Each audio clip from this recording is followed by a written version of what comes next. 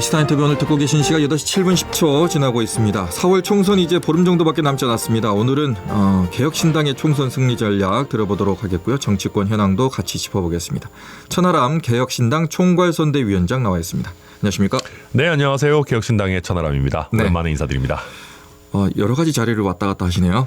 네, 제가 이 개혁신당 처음 만들 때 창당준비위원장, 뭐 약간 당대표 격이죠. 뭐 네. 되게 높게 시작했다가 네. 최고위원으로 떨어졌다가 평당원으로 또 떨어졌다가 네. 이제 또 당대표 격이라고 할 수 있는 뭐 총괄선대위원장으로 이렇게 또 복귀를 했는데 네. 그 별로 크지도 않은 당에서 이거 뭐 당직이 뭐 롤러코스터처럼 오르락내리락 하고 있습니다. 네. 그럼에도 불구하고 총괄선대위원장은 부담이 상당히 되는 자리입니다. 굉장히 부담도 크고 책임감도 막중합니다. 네. 네. 개혁신당 비례순번 2번을 받았습니다. 네. 왜 받으셨습니까? 사실은 이제 당에서 전략적인 차출을 한 게 컸고요. 그리고 저도 비례 2번 정도면은 당선 가능성이 상당히 높다라는 점에서 원내에 들어가 가지고 저의 뭐 의정 활동도 하고 또 지역을 위해서 우리 뭐 순천과 뭐 광주 전남을 위해서도 열심히 할 기회를 부여받았으면 좋겠다라고 하는 개인적인 욕심도 있었습니다. 네.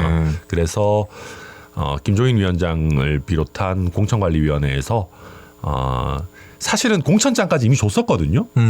제가 이제 순천에 이제 공천 신청을 그렇죠. 했고, 네. 제가 공천 면접 봤는데 뭐 당연히 네. 저를 떨어뜨리겠습니까? 설마? 이거 뭐 오만한 얘기가 아니라 다들 뭐 거의 뭐 이제 공천 면접장이 거의 뭐 박수 치면서 뭐 천하람 하면서 뭐 네.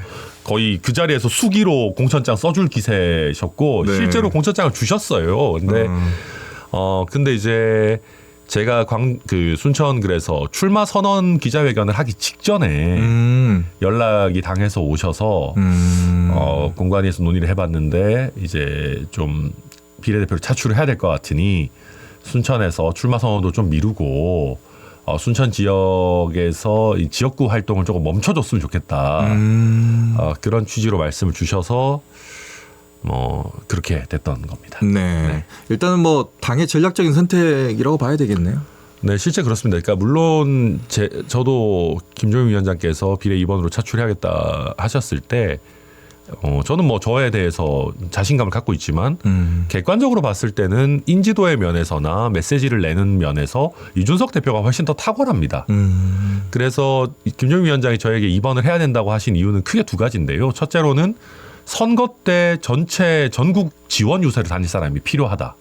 이름이 알려진 정치인이 그래도 비례 명부에 들어가서 지역구에 갇히지 않고 선거운동을 해야 된다.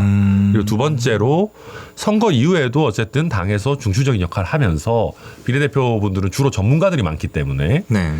정치를 아는 사람이 들어가 있어야 된다라는 크게 그 정도 이유였습니다.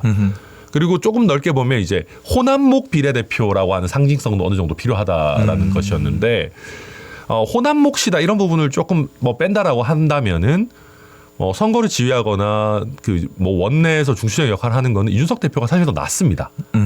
근데 그때 상황이 저는 그때 당시에 순천 출마 선언을 좀 남겨두고 있는 상황이었고 네. 이준석 대표는 이미 동탄 출마 선언을 하고 지역에서 활발하게 뛰고 있는 상황이었다 보니까 저도 이준석 대표가 차라리 낫지 않을까요 했는데 김종인 위원장께서 이게 여의치 않아서 꽝 대신 닭이라고 하니까 좀 그렇고요. 아니 예. 호감형에서 그런 거 아니에요? 그렇게 좋게 생각하시죠. 그래서 이제 당에서 어쨌든 네. 전략적 판단을 거쳐서 천하람 저를 비례 2번에 차출하겠다라고 결정하신 겁니다. 순천 유권자들 이제 분위기도 좀 궁금하네요. 저를 아껴 주셨던 분들 중에서는 그래도 원내에 들어가서 우리 순천 지역의 현안이나 예산이나 이런 걸 많이 챙겨주면 또 4년 뒤에 더 좋은 승부를 할 기회를 얻을 수 있지 않겠느냐고 응원해 주시는 분들도 계시고요. 네. 또 꽤 이제 많은 유권자분들께서는 어쨌든 선택지는 많으면 좋지 않습니까? 그렇죠. 이번에 순천 지역구 선거에서 그래도 천하람이 눈여겨보고 있고 가능하면 한 표 주려고 그랬는데 4년 동안 그렇게 순천 노래를 하더니 이렇게 비례로 홀라당 가면 어떡하냐. 좀 그리고 저를 아주 아껴주시는 분들은 또 그런 얘기 하시는 분들도 있어요. 천하람이 흔한 정치인 한 사람 같은 느낌으로 전락하는 것 같다. 사실은 쉽지 않은 환경에서 꾸준히 자기 소신 지키고 힘들지만 의미 있는 길을 걸어간다는 면에서 응원을 많이 했는데 또 쉽게 당선될 길을 찾아가는 것 같다. 이게 길게 봐서 천하람의 정치 인생에 좋은지 모르겠다라고 큰 틀에서 걱정해 주시는 분들도 계십니다. 그래서 그렇게 걱정해 주시는 분들은 저도 참 뭐 여러 가지 관심 가져주시면 다 감사하지만 굉장히 감사하게 생각하고 뭐 저도 이번에는 뭐 당의 전략적 판단 그리고 저의 뭐 일부 욕심이 또 겹쳐져서 어찌 보면 상대적으로 쉬운 길로 가는 게 사실이지만은 그런 어떤 비판이나 또 조언들 새겨가지고 길게 봐서는 뭐 나쁜 정치인이 아닌 길로 또 가려고 생각하고 있습니다. 하지만 그 지역구 자체를 모르는 사람이 비례를 하게 되는 것과 지역구에서 지금까지 수년 동안 활동을 하다가 이제 비례로 나가는 것은 좀 차이가 있어 보여요. 저희가 보기에는. 그런 면에서 이제 의외로 그래서 광주나 아니면 순천이 아닌 전남 지역에서는 또 되게 좋아하시는 분들도 꽤 계시는 것 같아요. 어쨌든 우리 지역의 현안을 뭐 나름대로 잘 알고 있고 제가 광주도 사실은 뭐 일주일에 하루 이틀은 늘 올 정도로 네. 그래서 굉장히 또 많이 어느 정도 알고 있기 때문에 기대해 주시는 분들도 꽤 계시는 것 같고요. 그리고 솔직히 핵심은 뭐 기회가 주어진다면 제가 당선될지 어떨지 아직 확정은 된 건 없습니다만은 네. 기회가 주어졌을 때 정말로 순천과 좀 넓게 봐서 광주 전남 그리고 뭐 전북까지도 의미 있는 어떤 역할을 하느냐 거기에 따라서 뭐 어떤 평가가 갈리시지 않겠나 생각합니다. 네.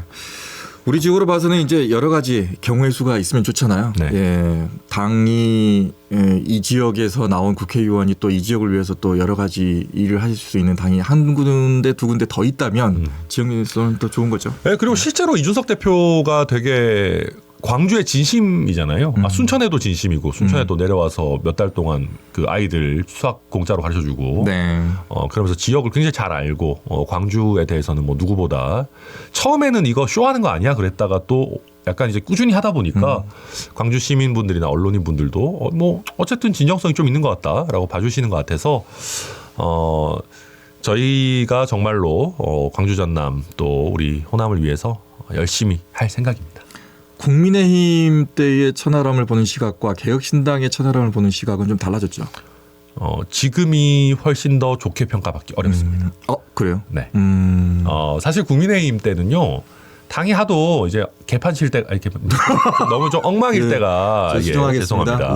네, 엉망일 때가 많으니까 그때 그냥 뭐 제 딴에 네. 합리적이고 상식적인 뭐 너무 이렇게 진영 논리에 얽매이지 않는 얘기만 해도 야, 그 천하람 이거 사람 됐더라 그 뭐 야물더라 막 칭찬 많이 해주셨는데 이제는 이런 어떤 비판을 하는 역할을 넘어서서 개혁신당이라고 하는 당을 잘 끌고 가야 되는데 사실은 지금까지 당을 만들고 오는 상황에서 부족한 부분들도 많이 있었습니다. 네. 특히 우리 지역에서는 이낙연 대표와 왜 합당했냐.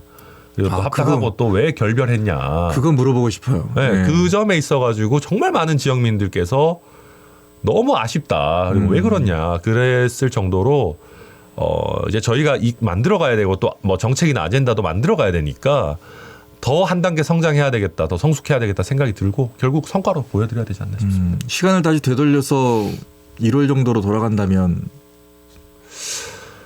이낙연 네, 그 신당과 이제 그런 거죠. 이걸 뭐 핑계를 댈 생각은 없습니다만은 네. 저희가 이제 조응천 이원욱 의원이나 이런 분들을 꼭 모시고 싶은 생각들이 컸습니다. 즉 뭐 두 분 다 제가 봤을 때 되게 좋은 분들이고 실제로 같이 합류해 주셔서 너무 좋습니다. 네. 어제도 저희 첫 번째 선대위를 조응천 의원 선거사무소에서 했는데 저희가 정말 당당하게 용기 있고 소신 있게 정치해야 된다라는 걸 상징하는 인물이 저희는 조응천 의원이라 생각하기 때문에 근데 조응천 의원이나 이원욱 의원은 원래 민주당에 계셨던 분들이니까 바로 개혁신당 쪽으로 어쨌든 국민의힘 당대표를 했던 이준석 대표 쪽으로 넘어오는 거를 좀 저하시는 게 있었어요. 그러면서 이낙연 대표랑 같이 합치면 자연스럽게 어찌 보면 보수 진보의 양대 당의 당대표를 했던 인물들이 보수 진보에 갇히지 않고 어떤 새로운 정치를 열어볼 수 있지 않겠나 해서 이렇게 했고 저는 그 뜻 자체는 충분히 존중하는데 막상 해보니까 쉽지가 않더라고요, 그게. 네. 또 하나는 양향자 의원의 그 탈당입니다. 네. 실제 탈당 안 했습니다. 아, 탈당 안 했어요? 네, 탈당 안 하셨어요. 네. 실제로는 탈당이라는 말을 본인이 꺼내신 적은 없었던 것 같고 네. 거취를 표명하는 기자회견 하겠다 그랬었는데 저도 뭐 긴 시간 통화를 했고 이준석 대표도 양향자 대표랑 만나가지고 양향자 대표가 비례대표 명단 발표되고 좀 격앙되셨던 거는 개혁신당이 반도체 벨트를 주력으로 하고 있고 반도체 산업에 대해서 우리 대한민국의 미래 먹거리다 해서 이렇게 되게 세게 강조하고 있는데 왜 정작 비례대표에는 특히 당선권에 반도체 전문가가 없느냐 그런 거에 있어서 좀 아쉬움을 많이 표하셨고 저도 그렇고 이준석 대표도 그렇고 말씀드렸던 게 이준석 대표가 반도체 벨트에 간 거 자체가 개혁신당에서 할 수 있는 정말 많은 자산을 투입한 것이고 동탄으로 간 게. 네, 동탄으로 간 것이 바로 옆에 이제 삼성전자 기흥 뭐 이쪽에 다 있으니까 그렇기 때문에 동탄 캠퍼스도 있을 거예요. 예. 그리고 뭐 반도체 전문가가 뭐 설령 당선권에 안 들어가 계신다 해도 누가 당선돼도 개혁신당은 반도체 산업을 위해서 다른 어느 정당이 비교 불가능할 정도로 열심히 뛸 거다 이렇게 설득을 드려서 다행히 뭐 탈당하시거나 그러시지 않고 다시 원팀으로 하고 있습니다. 네. 2번이시잖아요 지금 비례. 네. 그럼 궁금하네요. 1번은 누구십니까? 1번은 저희가 이제 그 저출산 이슈 그다음에 의료 대란과 관련한 기피과의 문제를 좀 상징적으로 풀어내실 수 있는 그리고 실제 본인이 겪은 경험과 전문성이 있는 분을 모셨어요. 이주영 1번 비례대표 후보신데 거기가 소아응급 의료를 담당하시는 의사시고 플러스로 아이 셋을 키우고 계세요. 저는 애 하나 키우기도 힘들었는데 셋을 키우면서 뭐 되게 뭐 잘 이렇게 지내시고 보니까 뭐 글도 잘 쓰시고 말씀도 잘 하시고 그래서 벌써부터 개혁신당 지지자들 사이에서 천하람보다 낫다 막 이런 얘기 하셔가지고 저 약간 마음 상하고 근데 나도 이게 몇 년 동안 열심히 하고 있는데 뭐 이렇게 바로 천하람보다 낫다고 하시니까 다들 농담이고요. 어쨌든 저희가 비례대표 1번뿐만 아니라 3번도 우리 굉장히 이제 바이오 공학 관련한 국내 뭐 내노라 하는 전문가시고 그래서 전문가와 정치인 특히 비례대표 2번의 천하람이 참 괜찮더라. 그래서 전문가와 정치인이 잘 조화된 그런. 네. 저는 비례대표 명분은 여러 정당 중에 저희가 최고가 아닌가 뭐 나름 생각하고 있습니다. 특히 당선권 후보들은. 네. 인터넷 댓글로 많은 분들이 이제 들어오고 계시는데 강창규님이 어렵겠지만 보수에 갇히면 패망한다. 진보 성향의 당원이 적지 않다. 네. 이렇게 주셨네요 또. 그럼요. 예. 네. 근데 요즘에 초반에 비해서는 개혁신당의 지지율이 그렇게 크게 성장하지 않는 것 같습니다. 저희가 개혁과 선명성이 많이 좀 희석됐어요. 특히 다른 정당들과 통합을 하고 또 일부 이낙연 대표가 또 이탈을 하고 이런 과정에서 많은 실망을 드렸던 것 같아요. 어찌 보면 그렇게 막 통합을 해가지고 덩어리 덩치를 키우고 이런 것들이 좀 구태스럽게 보였던 면들이 있는 것 같습니다. 차라리 예를 들면 이준석 대표가 아주 선명하게 뭐 의원들 오느니 많이 상관없다. 우리는 우리 길을 간다. 이랬으면 좀 멋있잖아요. 그러니까 한국 정치 근본적인 변화를 바라는 유권자분들이나 젊은 세대들에서는 더 또 강렬한 지지를 받았을 수 있을 것 같습니다. 근데 저희가 좀 이번에 지역구에서도 그래서 당선을 목표로 뛸 수 있을 정도로 덩치도 좀 키우고 그러려면 기호도 앞번호를 받아야 되니까 현역 의원도 좀 이삭죽기도 해야 되고 이런 식으로 지역구 당선자를 좀 많이 내겠다라는 욕심을 좀 많이 내다 보니까 결국은 기성 정치의 모습과 크게 달라지지 않았다라는 평가가 있고 결국 그러면서 조금 개혁신당에 대한 기대가 좀 줄어들었는데 이제는 어쨌든 그 과정을 다 거쳐서 원팀이 됐고 또 선거가 얼마 남지 않은 과정에서 저도 선대위원장이 되면서 선명한 야당의 어떤 정체성이나 또 어쨌든 저희가 조금박해와 천하용인을 보유하고 있는 정당입니다. 저희가 개혁 성향이 상대적으로 기대했던 거에 미치지는 못할 정도로 여타 정당들에 비해서는 탁월하게 아주 선명한 개혁 성향이 있고 소신 있는 정치를 한 사람들이다. 그걸 좀 적극적으로 말씀드리고 있습니다. 조국 혁신당의 지지율을 보면 그런 생각 하신 적 있습니까 없습니까? 저 지지율이 우리 건데. 근데 완전히 다 저희 거는 아니에요. 솔직히 말하면. 왜냐하면 조국 혁신당은 어쨌든 민주당 파이를 또 가져가는 면이 있고 특히 민주당이 비례 위성정당과 관련해서 조금 납득하기 어려운 여러 시도들을 해서 민주당 지지자들도 이게 민주당 위성정당이냐 아니면 무슨 뭐 진보당이랑 시민사회 거냐라고 의구심이 있는 상황에서 조국 혁신당이 그 틈을 아주 잘 파고든 거죠. 그리고 아주 선명하고 명확하고. 근데 저희는 아까도 그 뭐 조응천, 금태섭, 뭐 천하용인 얘기 드렸습니다마는 저희는 진영 논리를 좀 깨자라고 하는 정당이거든요. 근데 조국 혁신당은 진영 논리를 더 세게 강화해서 우리한테 흠이 좀 있더라도 지금 당장은 대통령과 영부인을 타도해야 되니까 흠이 있더라도 우리 진영은 똘똘 뭉치자라는 성격이 강해요. 그래서 애초에 성격 자체가 되게 다르다. 그래서 우리 정치가 더 서로 진영이 세게 갈라져서 열심히 더 선명하게 싸웠으면 좋겠다 하시는 분들은 조국 혁신당을 결정하시는 거고 천하람이나 이준석이 그렇듯이 자기 편이 한 거라도 아닌 건 아니라고 얘기하고 진영으로 나눠서 싸우기보다는 합리적인 토론을 했으면 좋겠다. 소신 있게 정치했으면 좋겠다 하시면 뭐 저희 개혁신당을 선택해 주시는 거고 좀 결이 다르지 않나 저는 그렇게 생각합니다.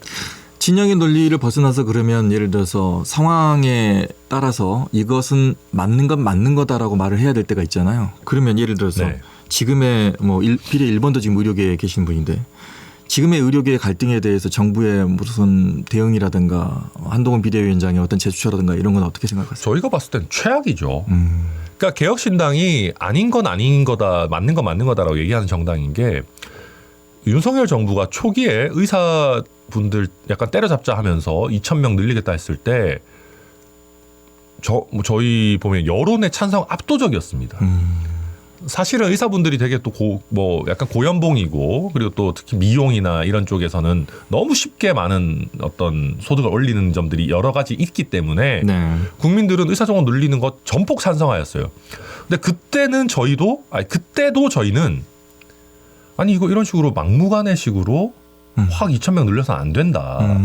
적절한 숫자 저희도 되게 구체적으로 얘기했어요. 전남 의대 신설하고 의과학자를 요새 하잖아요. 의과학자 육성하고 뭔가 어떤 정확한 근거를 가지고 숫자를 얘기해야지 2,000명 그냥 질러버리고 너희 말 안 들으면 때려잡겠다, 뭐 면허 취소하겠다라고 협박해서는 안 된다.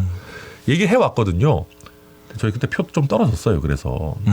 근데 저희는 표가 떨어지더라도 얘기해야 되고 이제 와서 볼 때는 뭐 저희 개혁신당이 크게 많이 주목을 못 받더라도 아시는 분들은 아 그래 처음부터 개혁신당 한 얘기가 맞았지. 근데 이제 또 대통령도 여론 흔들리고 하니까 뭐 또 유연하게 대응하라.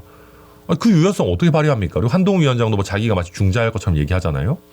저는 윤석열 대통령이 이제 지금 와서 유연성 얘기하는 거나 한동훈 위원장의 중재 얘기하는 거나 저는 거짓말이라고 생각합니다.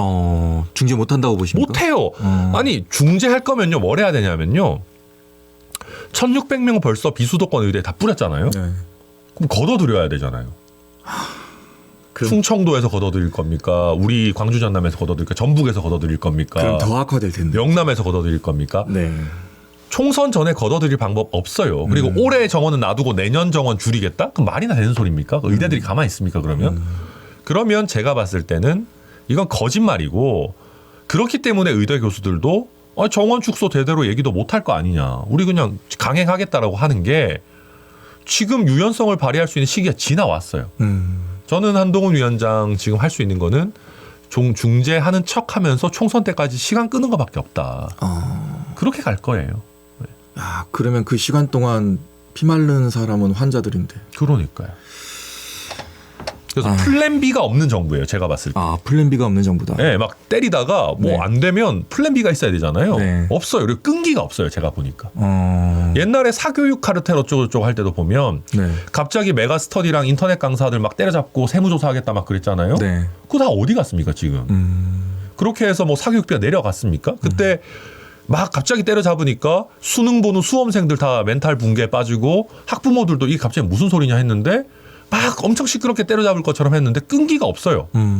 정작 수업료나 뭐 사교육비나 아니면 뭐 하나 해결된 게 없고 또 흐지부지 넘어가요. 저는 이번에 의대 이 사태도 막 때려잡고 막 총선용으로 어찌 보면 붐업 시키려고 했는데 환자 가족분들 속 타 들어가잖아요. 여론 안 좋아지잖아요. 또 뜬금없이 꼬리 내리는 이상한 형태로 가고 있다. 플랜 B가 없다. 네. 네, 그런 생각입니다. 30초 정도 남았습니다. 아이고, 예. 이런 상황이 있는 상황에서 국회의원이 만약에 된다면 네. 어떻게 하시겠습니까? 이 상황과 상관없이요. 순천과 광주 전남을 위해서 열심히 할 생각입니다. 정말로. 왜냐하면 제가 비례대표 2번으로 네. 김종인 위원장이 선택하신 거는 네. 앞서도 말씀드렸지만 순천목 호남목 비례대표라는 부분도 저는 분명히 있다 생각합니다. 왜냐하면 김종인 위원장도 호남에 대해서 굉장히 큰 애착이 있고 네. 또 연고도 있으시기 때문에 그래서 제가 부족하지만 기회가 주어진다면은 순천과 광주 전남 전체를 위해서 최선을 다해서 뛰도록 하고 개혁신당 모두도 그렇게 열심히 뛸 겁니다. 예, 알겠습니다. 여기까지 듣겠습니다. 지금까지 천하람 개혁신당 총괄선대위원장과 함께 얘기 나눴습니다. 고맙습니다. 네, 감사합니다. 언제 어디서나 내 손 안의 뉴스. 광주 MBC 뉴스 유튜브 구독으로 함께하세요.